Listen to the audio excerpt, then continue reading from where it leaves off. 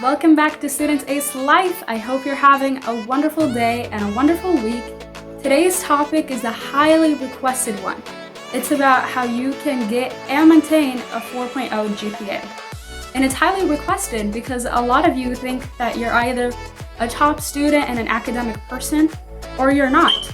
And if you are, then you're going to get a 4.0, and if you're not, you won't. But that's not always the case, and we're going to discuss why that's not the case and how you too, like a lot of people, can get a 4.0 GPA. So if you enjoyed this video, please like, comment, and subscribe down below. As I noted previously, your academic success and your performance as a student is not dependent on how smart you are.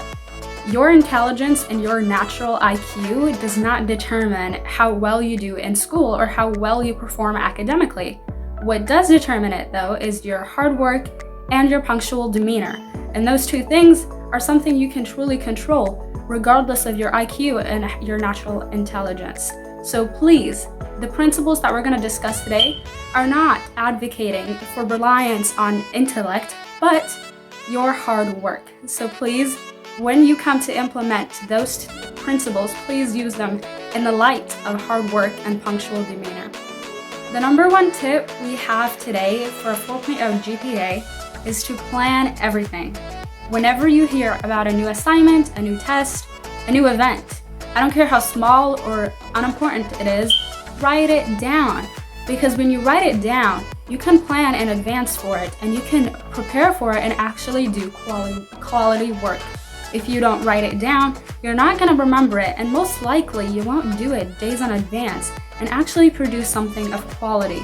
So, for this tip, I will leave a free digital planner down below that you can use if you are a digital person, but if you're a paper and pencil person like myself, I will also link down the planner I'm currently using for my school and academic goals that you can also use. But I cannot emphasize the importance of planning. You guys, if you don't write it down, if you don't plan it, if you don't think about it in advance, you're not going to produce something of quality, and it's not going to have any substance to it and any creativity because you don't give it enough time and thought. The second tip that I have for you guys is to analyze your syllabus. Now, why do you need to analyze your syllabus? Because each teacher grades differently. Each class has different requirements, and each class has a different definition and idea of what it means to succeed in that class. That means you need to sit down and analyze your syllabus and absorb these nuances. What does it look like to succeed in this class particularly? What's the late work policy? What counts the most towards your grade? What category? Is it summative assessments, formative assessments, classwork, homework? What category determines your grade in that class? And the reason why you need to know this is because sometimes you just don't have time to do everything. You're not going to have time to study for an exam, do classwork for that class, finish homework. You're just not going to have time. So the important thing is to know what counts the most towards your overall grade so that you can focus on that thing and not. Our third tip is to engage in class discussions. Now, why should you engage in class discussions? Because it forces you to know what you're talking about. Unless you want to sound like an idiot in front of your classmates and teacher, you are going to have to know what you're saying. And when you know what you're saying, you have a deeper understanding of the subject. Also, a very beautiful thing about class discussions is that they are taking different perspectives from each student, and each individual has different ideas and insights that they bring into this conversation, and you produce a coherent whole, and you have a deeper understanding of the subject matter. This is especially true for language arts, history classes, social studies, subjects that require for you to have a personal interpretation of the subject matter. And when you have different people contributing to it, you get different ideas that produce this beautiful whole and cohesion. And this is very important for a personal understanding of what you're learning and for personal implications of the subject.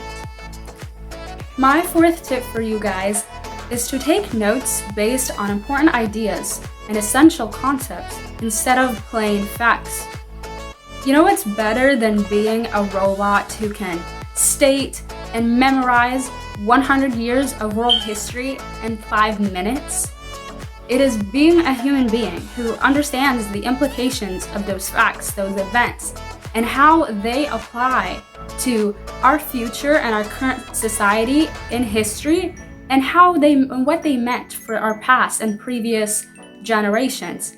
It doesn't matter what you know, unless you can apply that knowledge to your personal life and to the world as a whole.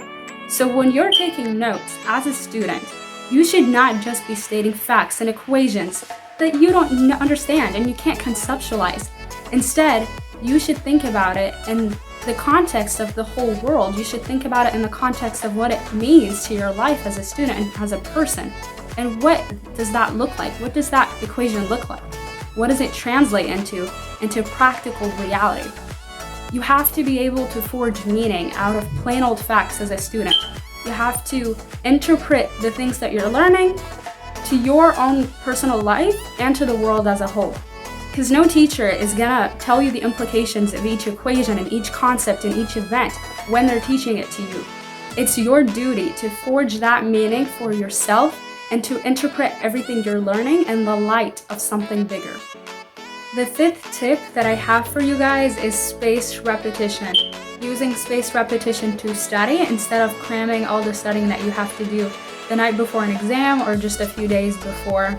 Spaced repetition is basically a strategy that you use to study when you repeat information and facts in intervals of time. And the ones that you remember get further spaced out, and the ones that you don't retain are repeated in more frequent intervals.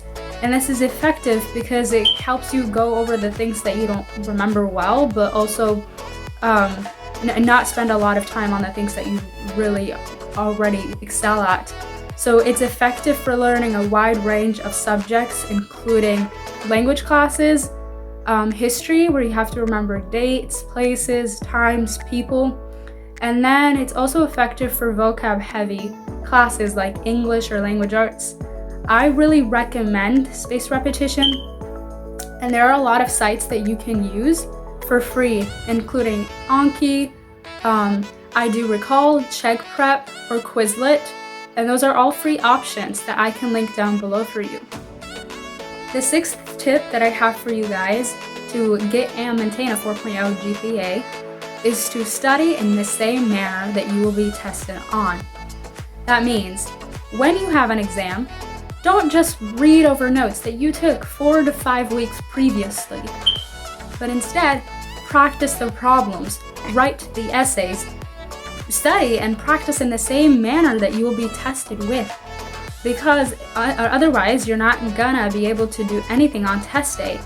What's reading the notes gonna help you with if you can't write an essay on the day of the exam, if the exam asks you to write an essay? So if you know that the exam requires an essay of you, you shouldn't be reading over notes. You shouldn't be practicing to remember facts. What you should be doing is practice writing those essays like your life depends on it, because if you want a 4.0 GPA, then it does. Write the essays when the test is requiring you to write the essays. If your test wants you to answer questions, then you should be practicing to answer questions. If your test is just asking a memorization of facts, then what you should be studying is memorizing facts using spaced repetition, flashcards, etc., etc. But if it's not, then you should be practicing and studying in the same manner of the test, because otherwise, none of the time that you spend on studying is going to benefit you on test day. And yes, it's time consuming. Yes, it takes a lot of energy to write the essays instead of just glancing over notes. But also, you're not asking for little. You're asking for a 4.0 GPA, and that's the way to get it. The 7th and last tip I have for you guys is to be extra. This is the single most defining characteristic of academically excellent students. Why am I saying this? Even though I don't believe there's any scientific correlation that I can point to, I can say by experience and by observation that this is truly one of those things, one of those common themes that you find in excelling students. Because They're the kind of people that will just spend extra time and extra energy doing things they're not supposed to be doing. They're the kind of students that would spend 10 to 15 minutes choosing a freaking font for a presentation or writing an additional paragraph to an essay. And while I'm not advocating for perfectionism and that kind of extreme, focus, I do believe that just being that kind of hardworking person who focuses on the details and elaborates on things that they're not required to elaborate on just produces a different kind of person, a person of value and substance. And while I don't believe it's gonna show on your GPA necessarily, you don't have to be extra in order to have a 4.0 GPA. You can get straight A's and high grades in all of your classes without just spending all this unnecessary amount of time. I do think that it produces a better character. Alright, you guys, this is how to get a 4.0 GPA. Hope you enjoyed it. And if you did, please let me know by commenting, subscribing, and liking. Thank you so much and have an amazing week.